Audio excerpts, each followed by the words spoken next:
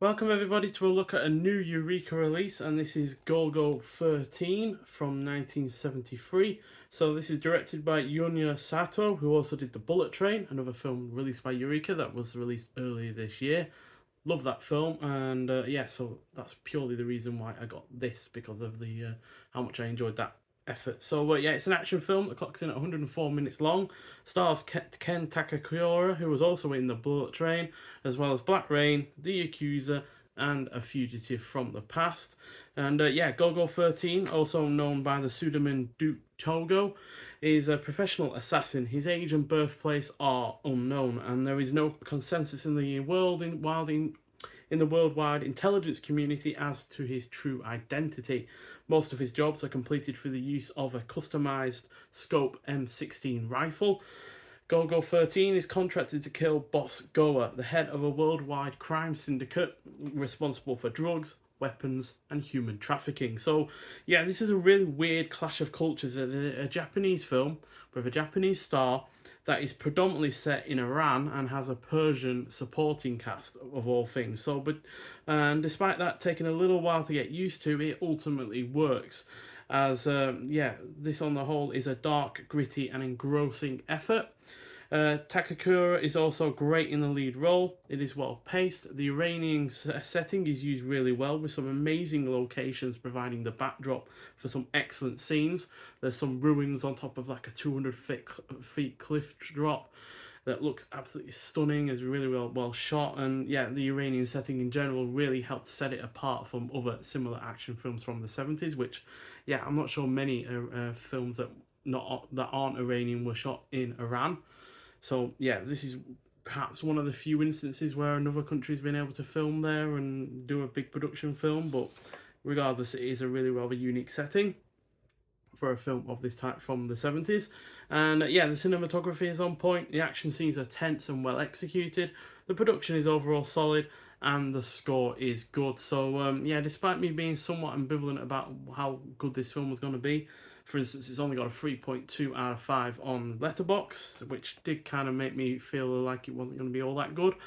I'm happy to say that this is a solid 4 out of 5, perhaps 4.5 out of 5 if, you know, I get used to the whole setting and the fact that it is a weird clash of cultures, which I wasn't expecting. But yeah, it's got, again, fantastic artwork on the slipcover, just like the Bullet Train had fantastic artwork as well. And even though it is rated a 12, it is a lot more violent than that, I feel. Not overly violent, it's certainly not an 18 rated film, but I do feel like it is a bit more than a 12. But yeah, maybe it's not just enough to be a 15, because don't think there's really any swearing or anything like that. There's no nudity, so maybe that's why it's not quite that high of a rating. But regardless, yeah, it's got its violent moments for sure. Yeah, nice printed disc as well. Got some of the got a shot from the film as well.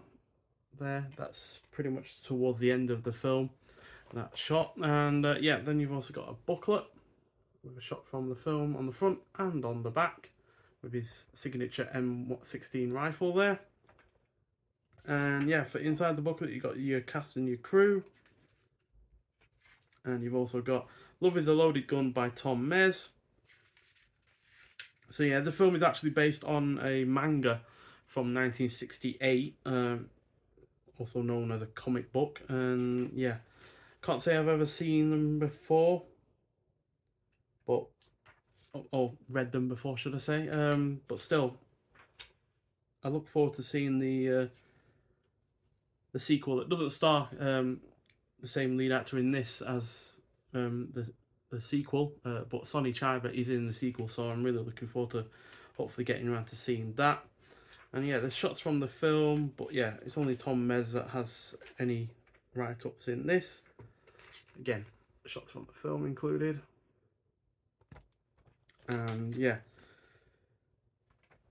it talks about the viewing notes and Blu-ray credits in the back there. And yeah, the film has had a 2K restoration of the original film elements. So yeah, and it's in 1080p overall. Optional English subtitles. You've got brand new audio commentary by action cinema experts Mike Leader and Arnie Vanema.